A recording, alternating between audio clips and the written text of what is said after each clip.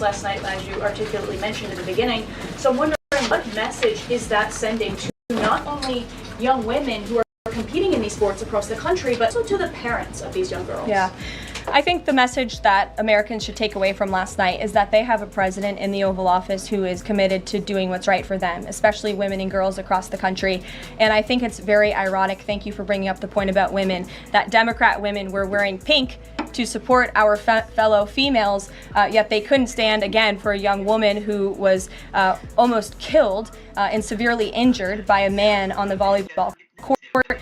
They couldn't stand for the mothers of two beautiful young women whose lives were taken tragic at the hands of illegal people. So you can't say you're the party of women and then support men and women's sports and not stand up for basic law and order and immigration reform that will protect women in this country. That's what President Trump is doing. He's the president for women.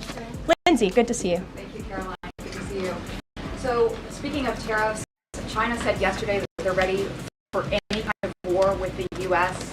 Because of these tariffs that have been placed on them. And a Chinese spokesperson also said the tariffs would not lead to a resolution of U.S. concerns about fentanyl originating in China. Can you speak to how the administration is planning on responding to that? Well, I think Secretary Hegseth has responded to that this morning.